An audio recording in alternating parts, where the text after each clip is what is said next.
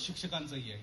त्यामुळे ज्या ज्या शिक्षकांनी ह्या विद्यार्थ्यांना मार्गदर्शन केलंय, ज्यापैकी एक शिक्षक आता मला असं वाटतं डोंगरपाल हायस्कूलचे BS राणे सर आले होते, आहेत की माहीत नाही का, आहेत. त्या हायस्कूलचा मी विद्यार्थी आहे. गणित आणि बुद्धिमत्तेचा कोणीतरी विषय काढला होता. 7वी पर्यंत म्हणजे विद्यार्थी असतात त्या कॅटेगरीमधला मी विद्यार्थी.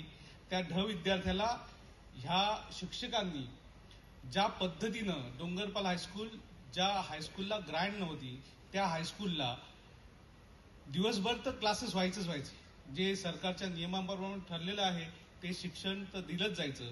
त्याच्याशिवाय आपलं घरदार सोडून शिक्षक काय करू शकतो, तर मला असं वाटतं की डोंगरपाल हायस्कूल ज्याचा 100% रिझल्ट कंटिन्युअसली गेली 8-10 वर्ष लागतोय, त्या शिक्षकांनी घेतलेली मेहनत मी बघितलेली आहे.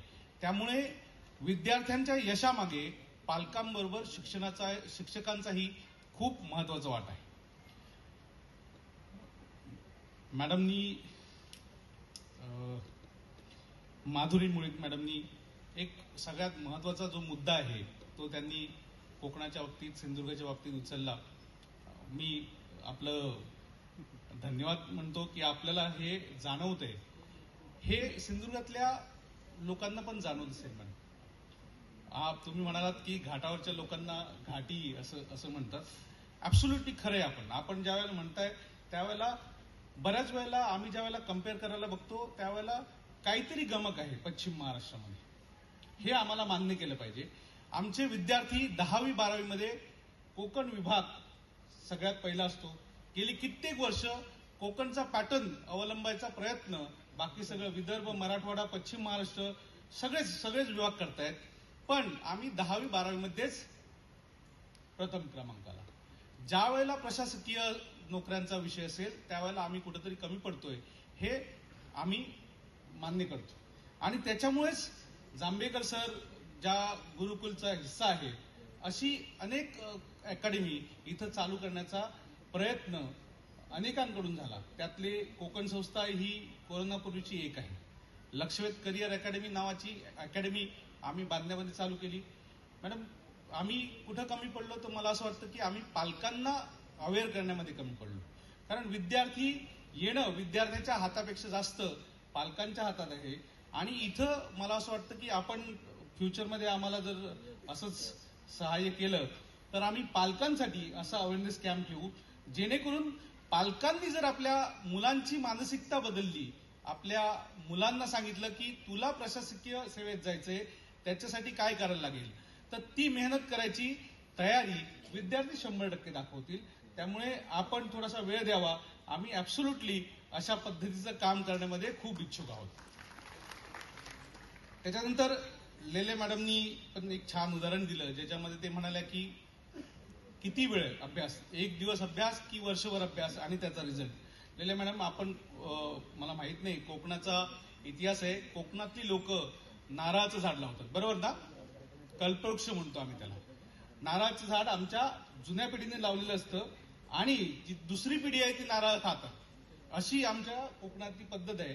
पण रिसेंटली काय झालंय की मला असं वाटतं की कुठंतरी तो बाहेरच्या राज्यांचा पगडा असेल आमच्यावरती. आम्ही हल्ली केळीची झाडं लावू लागलो, आम्ही हल्ली अननसाची झाडं लावू लागलो. आणि केळीच्या झाडांची आणि अननसाच्या झाडांची मला वाटतं आमच्यामध्ये ती जी मानसिकता आहे तशी होऊ लागली. त्यामुळे ह्या पुढे मला असं वाटतं की ह्या इथं जमलेले जे सगळे विद्यार्थी आहे त्यांच्या वतीनं मी आपल्याला एक मुळीक मॅडम, लेले मॅडम आणि सगळ्यांनाच प्रॉमिस करू इच्छितो. करू का? आता ही जी मंडळी गुणवंत विद्यार्थी जे बसलेत ते फक्त 10वी-12वी पुरते मर्यादित न राहता आपण पुढच्या वेळेला एक 4-5 वर्षांना आपण प्रमोशन घेऊन परत जर सिंधुदुर्ग जिल्ह्यात आलात तर आमची ही मुलं प्रशासकीय सेवेत असतील, बरोबर ना? याच्यासाठी शिक्षक, पालक तर मेहनत घेतीलच. त्याचबरोबर कोकण संस्था म्हणून जिथं जिथं ह्या विद्यार्थ्यांना गरज लागेल तिथं तिथं आम्ही उभे राहू. एक छोटंसं उदाहरण आहे पेन्सिलचं, ज्याच्यामध्ये हे विद्यार्थ्यांसाठी ऍक्च्युअलमध्ये शिक्षक 2 पेन्सिल घेऊन वर्गात आले आणि पेन्सिल 2 विद्यार्थ्यांना वेगवेगळ्या दिल्या आणि म्हणाले आता काय करायचंय, पेन्सिल शार्पनरनं त्याला धार लावायची. एक पेन्सिल म्हणाली की नको, मला त्रास होईल, पेन्सिल तुम्ही शार्पनरनं मला शार्प कराल त्यामुळे मला त्रास होईल. दुसरी पेन्सिल म्हणाली की मला चालेल. जर आपल्याला होणाऱ्या त्रासातून जर माझा शेप, माझं करिअर जर बदलणार असेल तर मी तो त्रास सहन करण्यासाठी तयार आहे. आणि आत्ताची जी कुठचं सर जेन अल्फा आहे ना, नाही असेल, बऱ्याच वेळेला जेनझीचा जो विचार असेल, त्यांच्याकडे असलेला थॉट प्रोसेस वेगवेगळ्या पद्धतीनं ते विचार करतायत. आता AI सारखा जमाना आहे.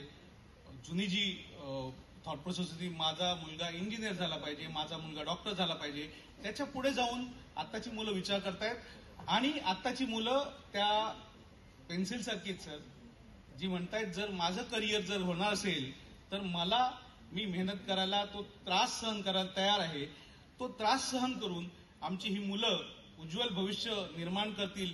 सिंधुदुर्ग जिल्ह्याचं नाव महाराष्ट्रात नाही, राज्यात नाही, देशात नाही, तर ग्लोबल लेवलला आपलं नाव आणि वर्चस्व कमवतील, एवढं मला असं विश्वास वाटतो.